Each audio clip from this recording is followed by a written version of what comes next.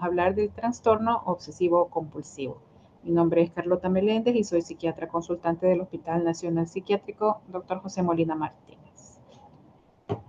Pues vamos a hablar en esta tarde así brevemente de lo que es el concepto, la epidemiología, algunas causas, el diagnóstico, cómo lo podemos hacer, el curso pronóstico y algunas normas de tratamiento básicas.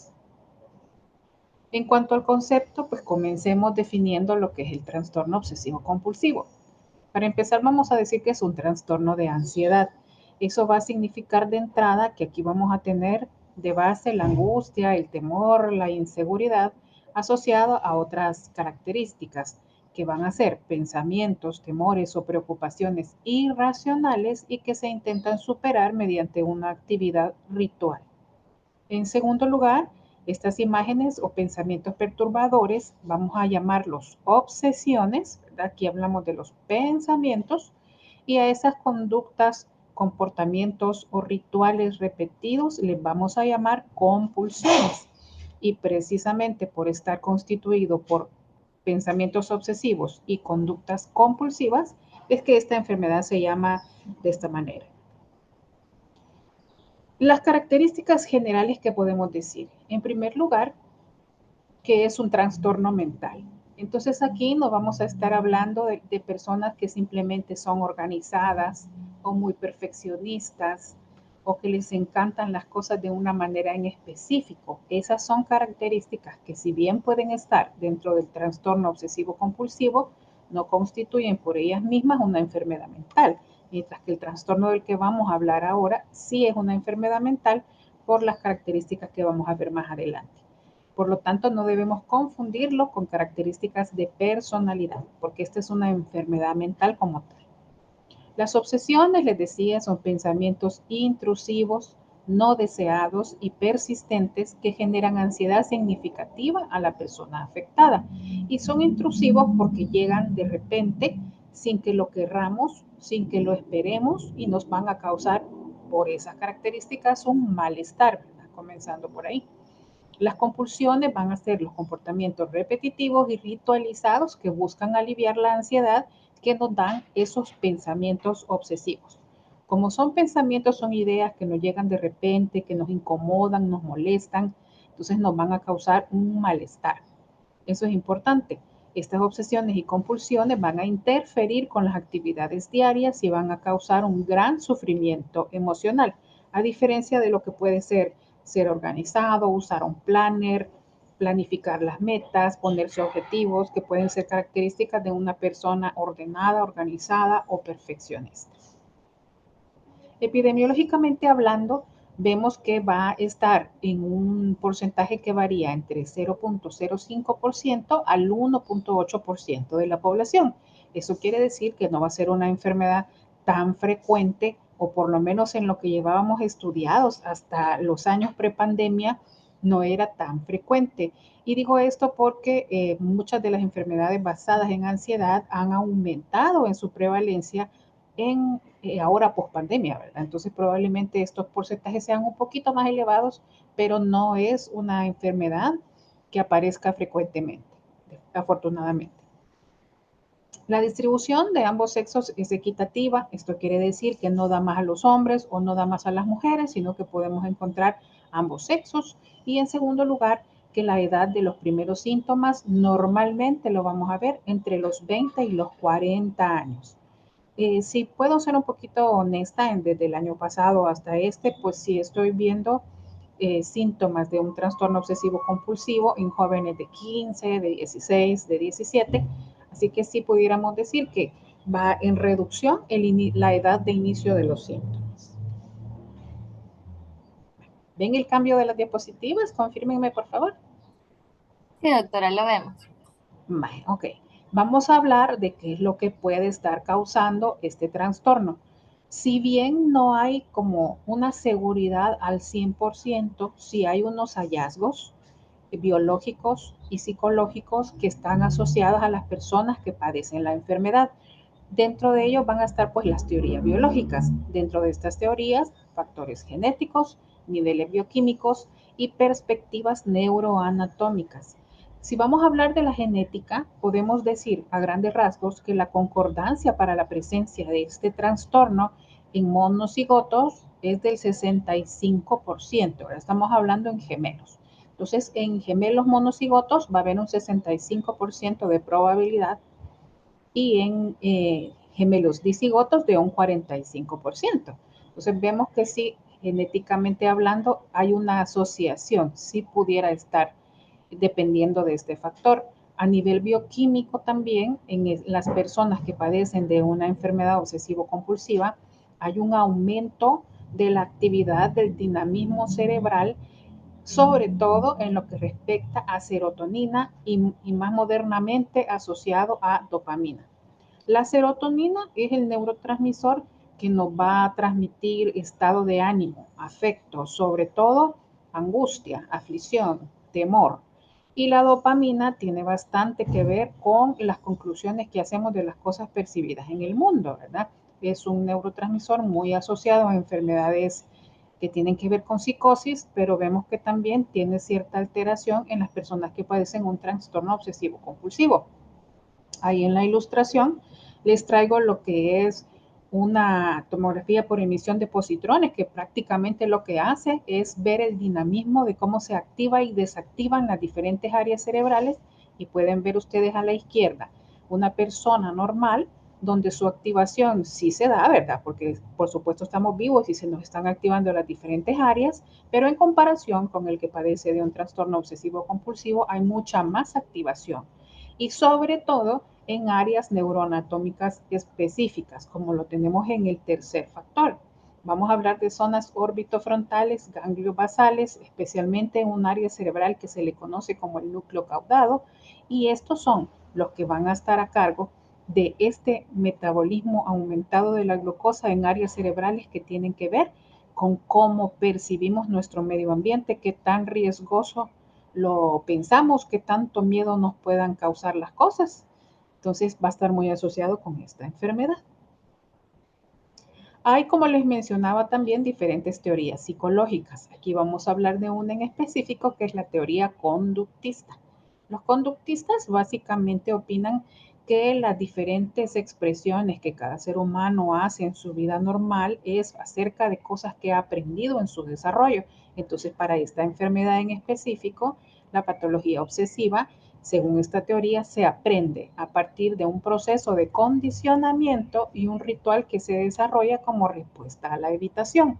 Entonces, si en algún momento, por ponerlo de alguna manera, en un momento en nuestra infancia, nosotros nos ensuciamos las manos, a lo mejor éramos de esos niños que les gustaba jugar con tierra, con lodo, con agua, y nos ensuciamos nuestras manos y vimos a nuestros padres enojados y a lo mejor nos pegaron y nos dijeron cosas que nos dieron mucho miedo. Podemos a lo largo de nuestra vida ir asociando lo que es estar sucio, contaminado, con algo negativo, algo muy malo o algo que desencadena consecuencias negativas. Y desde ese punto de vista nos condicionamos y pudiéramos desarrollar o estar asociado en nuestra adultez con un trastorno obsesivo compulsivo. Los estímulos neutros se condicionan al asociarse temporalmente con otro, ¿verdad? Entonces, si hemos tenido madres que son muy cuidadosas, por ejemplo, las madres primerizas, que no quisieran que los niños les cayera tierrita, ni polvo, ni que anduvieran en el suelo, ni se quiten los zapatos, muchas conductas que vemos de la sobreprotección en estas mamás que tienen hijos por primera vez, pudiera estar eso muy asociado a que la persona asocie lo que es estar sucio o llenarse de polvo o pararse descalzo en el suelo con algo muy negativo, muy ansioso, de mucho temor. Y esto lo que va a hacer es darnos a la larga propiedades ansiogénas, o sea, que nos den ansiedad, ¿verdad? Eso quiere decir. ¿Cómo va a ser la evolución de esta enfermedad? Normalmente lo que nosotros vemos es que cuando la persona se presenta a buscar una consulta ya tiene 5, 6, 7 años de estar lidiando con las obsesiones.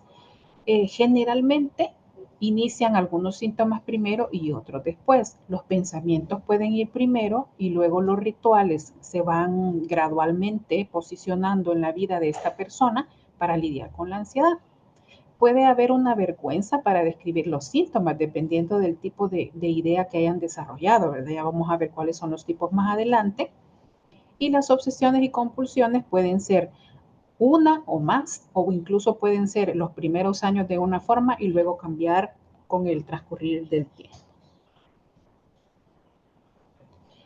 Dentro del diagnóstico tenemos que nosotros, para hacer diagnósticos de enfermedades mentales, nos basamos en una serie de criterios en manuales diagnósticos. El que les traigo para esta enfermedad es el Manual de las Enfermedades en su 5ª edición. Este nos dice que para hacer diagnóstico de trastorno obsesivo compulsivo tenemos que haber observado al menos una obsesión o compulsión que consuma mucho tiempo y que le cause malestar emocional significativo a la persona y que le interfiera con su funcionamiento diario.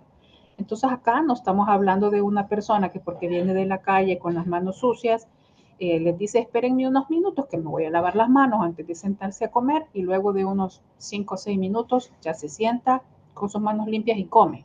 Aquí estamos hablando de una persona que puede estar 1, 2 y hasta más horas lavándose las manos hasta que sienta la tranquilidad, la no angustia de que ya no está sucio o contaminado y entonces después va a recurrir a comer.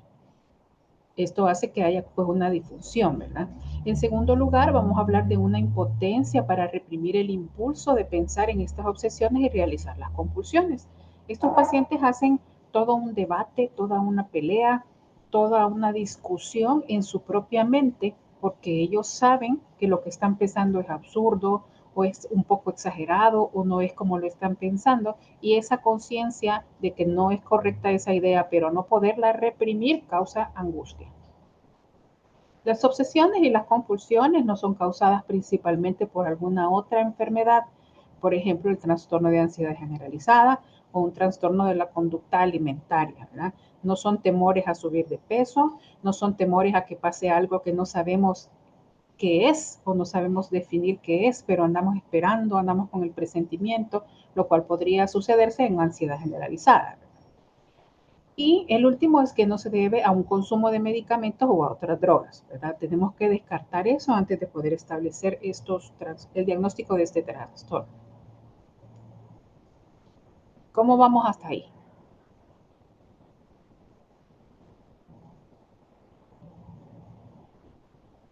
Bueno, si no hay ninguna pregunta, vamos a continuar. Vamos a definir un poquito o aclarar un poco Sí, más de acerca. momento todo bien, doctora. Ok, Tenemos 28 participantes. ok. No, nadie tiene manitas levantadas todavía. Me imagino que para el final. Gracias. Ay, cómo no, cómo no. Veo que tengo un poquito de lag. Yo creo que la escucho después. Así que por cualquier cosa, así estamos. Pero media vez nos escuchemos, estamos bien. Les decía que vamos a ampliar un poquito lo que son los pensamientos obsesivos y las compulsiones. Entonces, hablando de los pensamientos obsesivos, básicamente vamos a estar hablando de diferentes tipos de obsesiones. Dentro de las más frecuentes, la de contaminación o el miedo a la suciedad o a contraer alguna enfermedad. El miedo de agresión, de que las personas sin motivo, sin causa, sin antecedentes nos puedan agredir. De temores corporales, de algo que nos pase en un brazo, en una pierna, etcétera y de simetría, orden y exactitud. Y dentro de los más frecuentes estaríamos hablando de la contaminación, la simetría, el orden y la exactitud. Y los temores obsesivos caen dentro de dos tipos principales, ¿verdad? El temor al daño, ya sea que porque yo no hago algo en particular, yo salga dañado o otras personas queridas por mí, sobre todo, ¿verdad? Generalmente salgan dañadas o se enfermen o mueran y una sensación de intranquilidad, amenaza inminente inespecífica. Esto dentro de los pensamientos obsesivos. Cuando hablemos de las compulsiones, acordémonos que estos son comportamientos, son conductas. Las obsesiones son ideas o pensamientos y las compulsiones son comportamientos o conductas. Estos comportamientos repetitivos o actos mentales tienen como objetivo reducir la ansiedad relacionada con las obsesiones o evitar que esto malo que ha sido mi temor suceda. Las más comunes van a ser el de lavado y de limpieza, ducharse, limpiar las cosas o desinfectar.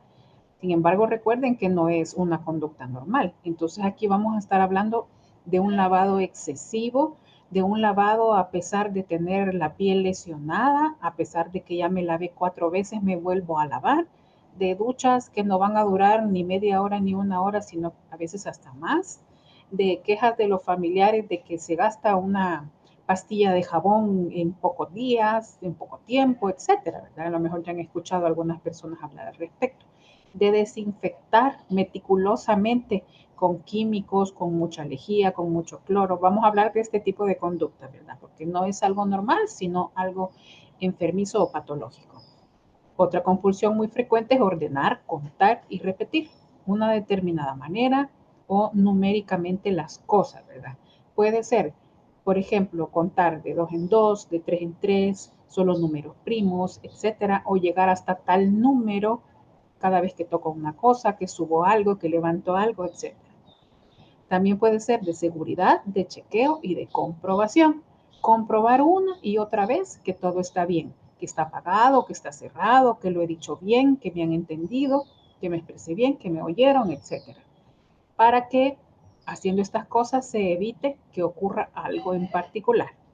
Entonces puede ser de diferentes maneras y va a depender mucho de cada persona. Obviamente, esto va a tener un efecto en la vida diaria de las personas que padecen esta enfermedad. En primer lugar, una pérdida de tiempo notable. Como no puede salir de su casa sin estar seguro que lleva desinfectadas las manos, se puede invertir 1, 2, 3 horas en lavarse las manos antes de salir o después de haber usado la puerta del baño, por ejemplo, o el servicio sanitario. Entonces estas personas llegan tarde a los trabajos, a la escuela, o mejor deciden al final no salir, o tienen peleas con sus familiares porque no estuvieron listos a tiempo, etcétera. Esto va a interferir con el trabajo, con la dinámica familiar, va a disminuir el rendimiento de las tareas que van a requerir cierta concentración porque van a estar más enfocados en el ritual compulsivo.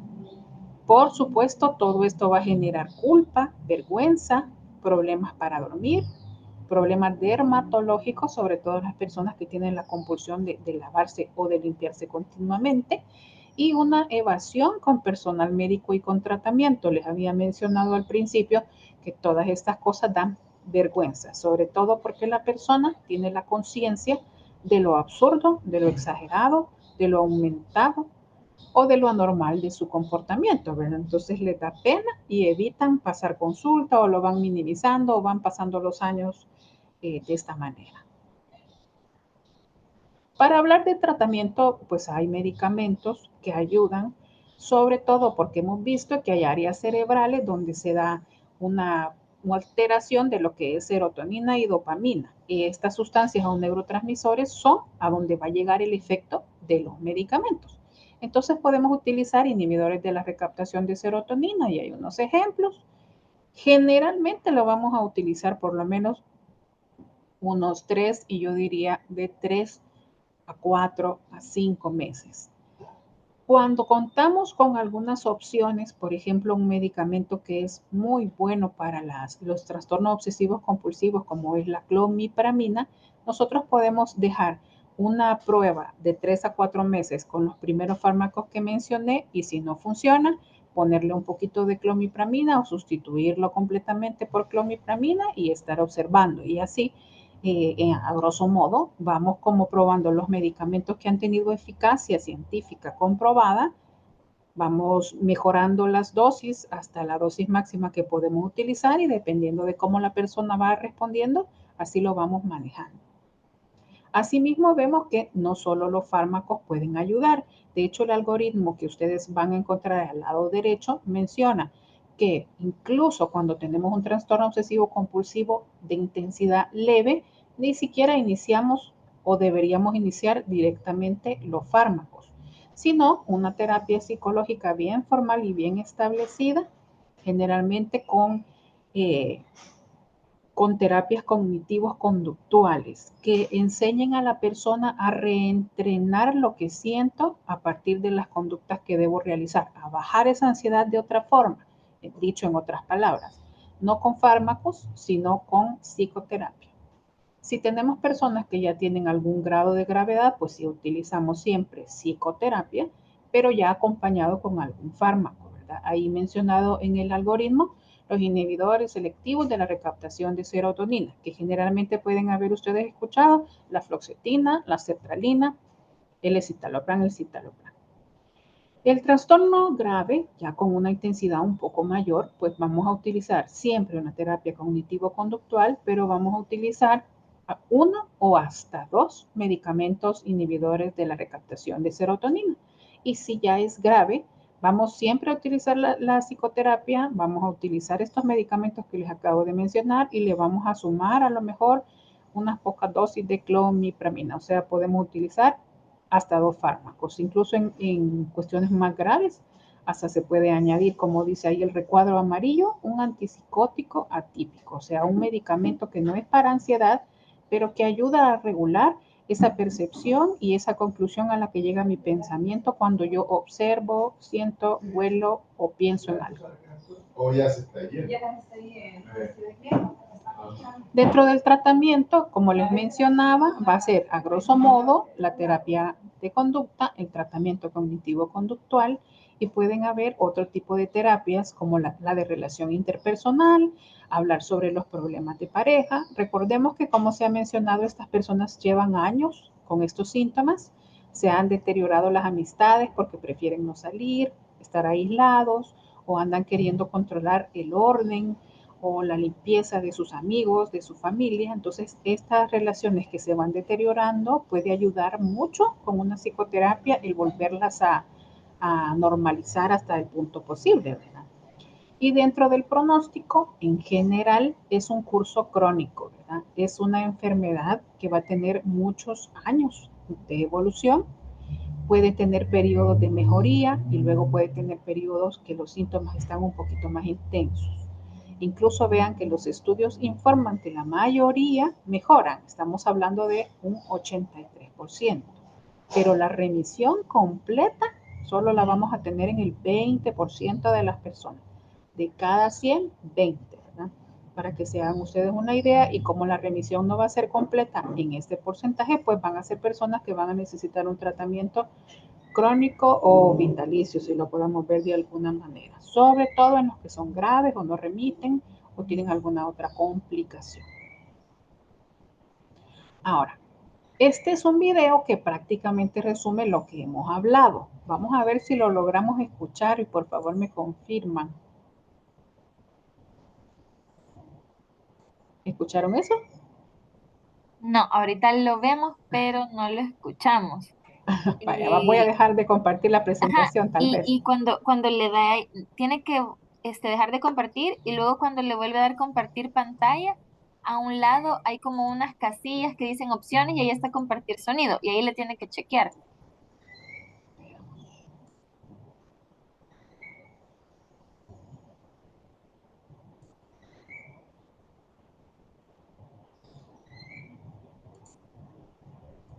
Ahí dele en detener. Ajá. Y ahora cuando le vuelva a dar, va a ver a su derecha que dice compartir sonido también.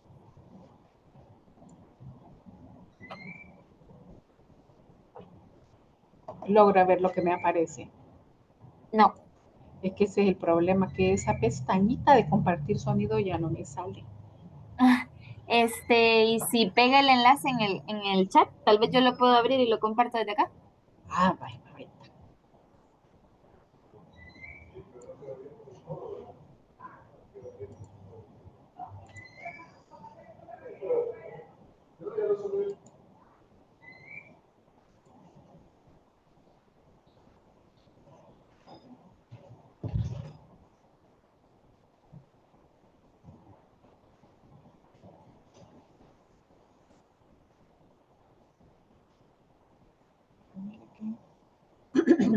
¿Me oye?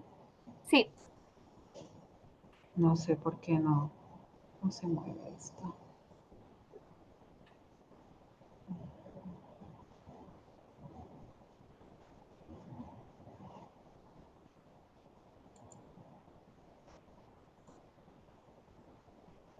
Y así, ¿verdad?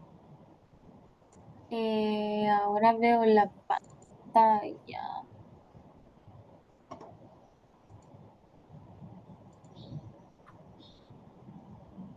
Eso No, lo pero están escuchando. No, ¿verdad? No. No sé por qué. Pero déjame chequear.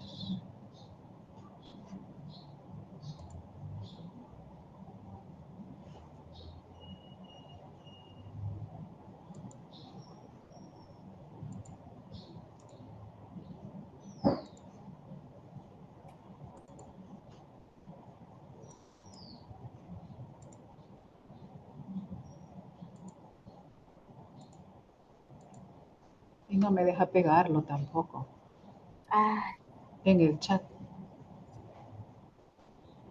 Bueno, y bueno, ni modo, porque no es en YouTube, ¿verdad? Owen? ¿cómo no? Es de YouTube. Dígame el tema, a ver si lo encuentro.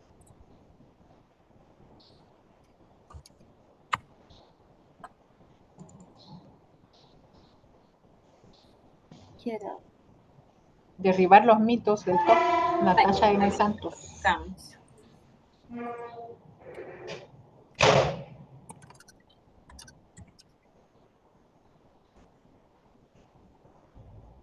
Sí, aquí está. Va, Ahorita. dale. Ujú.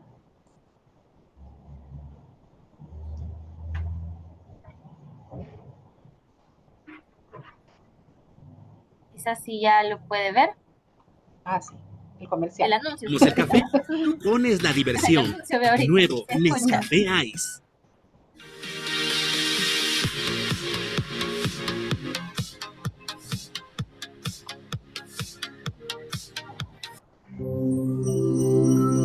Ahí vea.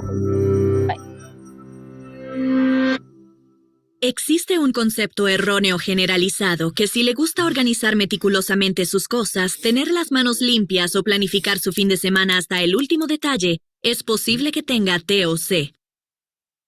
De hecho, el TOC, trastorno obsesivo compulsivo, es una condición psiquiátrica grave que con frecuencia es malinterpretada por la sociedad y los profesionales de la salud mental por igual. Así que vamos a empezar a desmitificarlo. Mito 1. Las conductas repetitivas o los rituales son sinónimos de TOC. Como su nombre lo indica, el trastorno obsesivo-compulsivo tiene dos aspectos. Pensamientos intrusivos, imágenes o impulsos conocidos como obsesiones y compulsiones de comportamientos que ejercen las personas para aliviar la ansiedad que provocan las obsesiones. Los tipos de acciones que la gente a menudo asocia con el TOC, como el lavado de manos excesivo o el comprobar cosas en varias ocasiones, pueden ser ejemplos de tendencias obsesivas o compulsivas que muchos de nosotros exhibimos de vez en cuando, pero el desorden real es mucho más raro y puede ser muy debilitante. Los afectados tienen poco o ningún control sobre sus pensamientos obsesivos y sus comportamientos compulsivos, que tienden a consumir mucho tiempo e interferir con el trabajo, la escuela o la vida social al punto de causar una significativa angustia. Estos criterios de diagnóstico son los que separan a las personas que sufren de TOC de los que solo pueden ser un poco más meticulosos u obsesionados con la higiene de lo habitual. Mito 2. El síntoma principal del TOC es el lavado de manos excesivo. Aunque el lavado de manos es la imagen más común de TOC en la cultura popular, las obsesiones y compulsiones pueden tomar muchas formas diferentes. Las obsesiones pueden manifestarse como temor a la contaminación y la enfermedad, preocupación de hacer daño a otros, o preocupaciones con números, patrones, moralidad o la identidad sexual. Y las compulsiones pueden ir desde la limpieza excesiva o doble control a la colocación meticulosa de los objetos, o caminar en patrones predeterminados. Mito 3. Los individuos con TOC no entienden que están actuando irracionalmente. Muchos individuos con TOC de hecho entienden bastante bien la relación entre sus obsesiones y compulsiones. Ser incapaz de evitar estos pensamientos y acciones es parte de la razón por la que el TOC es tan angustiante. Los enfermos de TOC dicen sentirse locos por experimentar la ansiedad basada en pensamientos irracionales y que tienen dificultad para controlar sus respuestas. Entonces, ¿qué causa el TOC? La respuesta es que no se sabe muy bien. Sin embargo, tenemos algunos indicios importantes. El TOC se considera un trastorno neurobiológico. En otras palabras, la investigación sugiere que los cerebros de los pacientes con TOC están programados para comportarse de cierta manera. La investigación implicó 3 regiones del cerebro involucradas en el comportamiento social y la planificación cognitiva compleja, el movimiento voluntario y las respuestas emocionales y motivacionales. La otra pieza del rompecabezas es que el TOC está asociado con bajos niveles de serotonina, un neurotransmisor que comunica a las estructuras cerebrales y ayuda a regular los procesos vitales, como el estado de ánimo, la agresión, el control de impulsos, el sueño, el apetito, la temperatura corporal y el dolor. Pero, ¿son la serotonina y la actividad en estas regiones del cerebro la causa del TOC? ¿O síntomas de una causa subyacente desconocida del trastorno? No lo sabremos hasta que tengamos una comprensión mucho más profunda del cerebro. La buena noticia es que hay tratamientos eficaces para el TOC, que incluyen medicamentos que aumentan la serotonina en el cerebro y limitan su reabsorción por las células cerebrales, terapia conductual que desensibiliza gradualmente las ansiedades, y en algunos casos, terapia electroconvulsiva o cirugía cuando el TOC no responde a otras formas de tratamiento.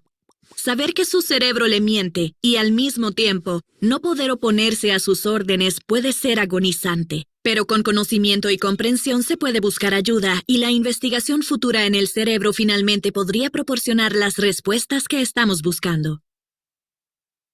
Las afecciones de salud mental afectan a millones de personas en todo el mundo, pero a menudo se malinterpretan. Manténgase informado con este video sobre la principal causa de discapacidad en el mundo. Hasta ahí.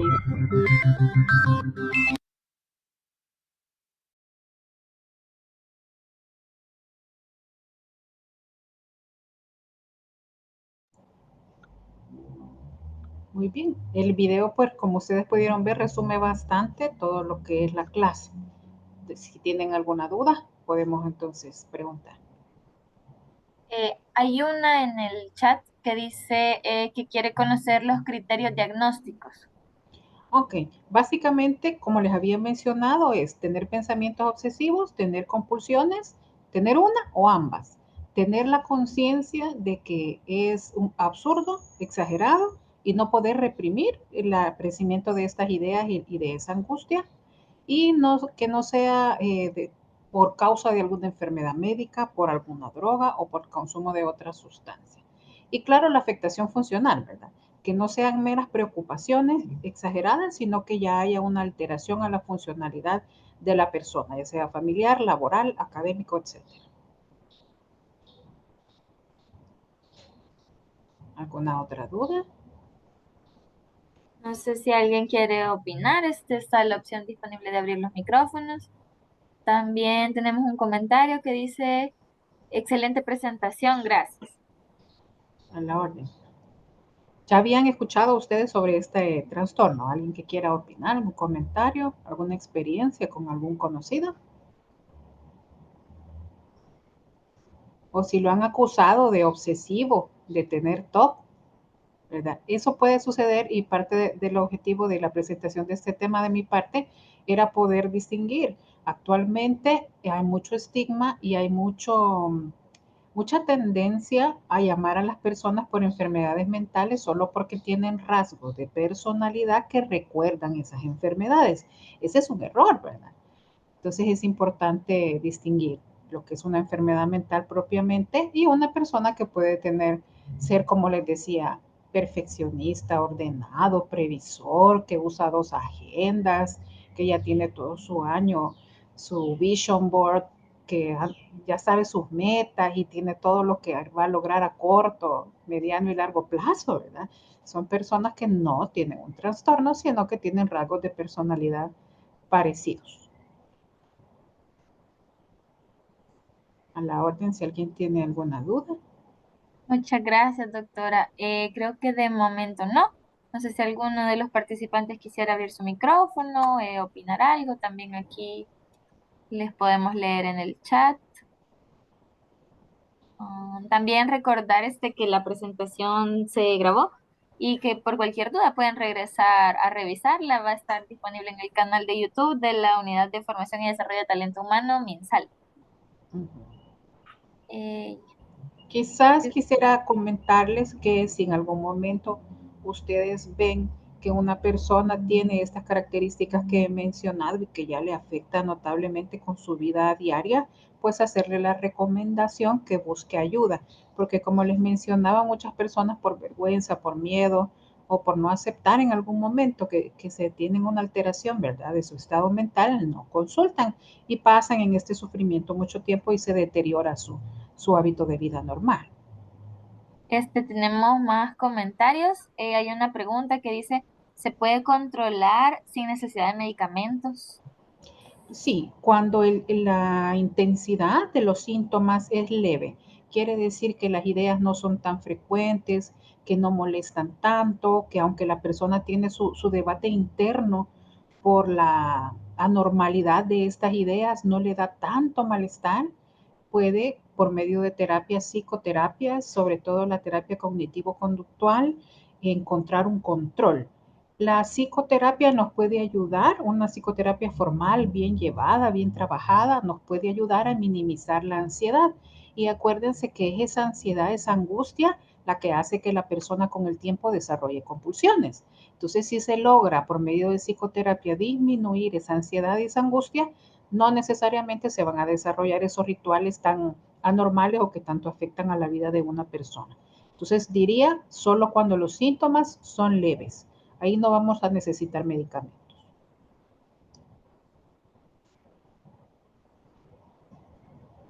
Ok. Tenemos otra, dice, ¿qué podría ser que un paciente renal sin síntomas presente después TOC? Que un paciente renal, Ajá, que bueno, luego presente TOC. pueden ser varios escenarios.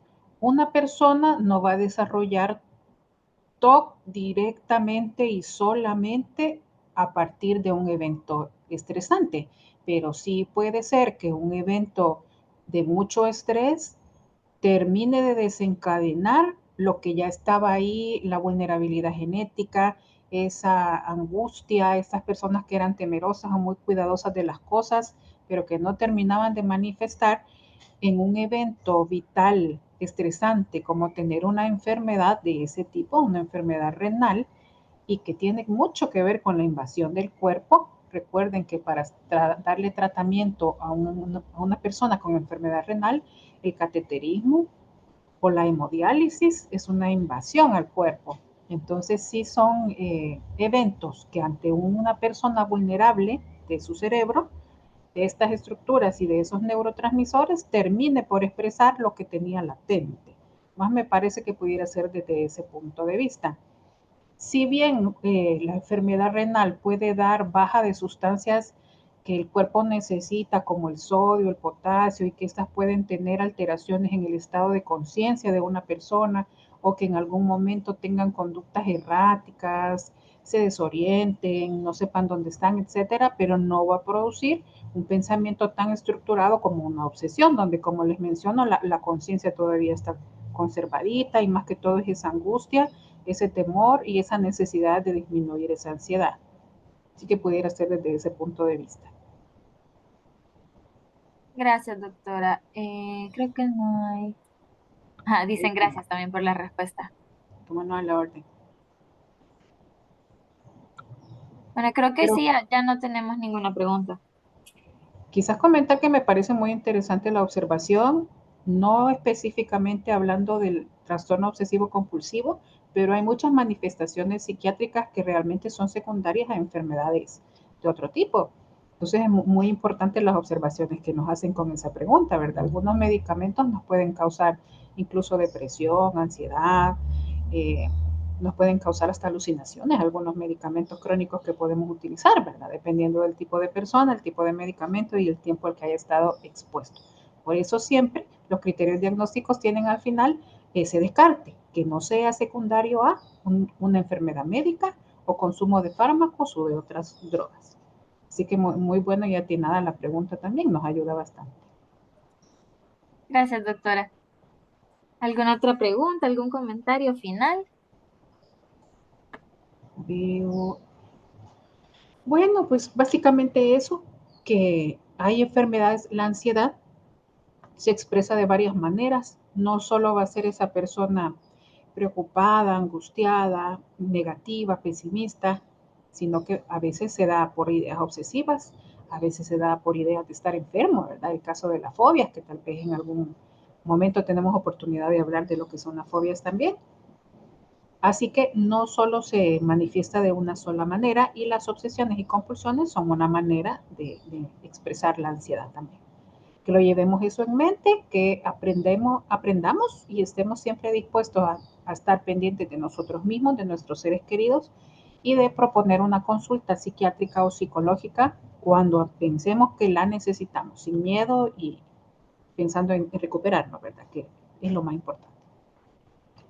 De acuerdo. Muchísimas gracias, doctora, y también muchas gracias a todos los participantes que se conectaron.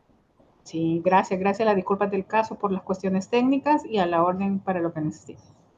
Adiós, doctora. Feliz tarde. Chao.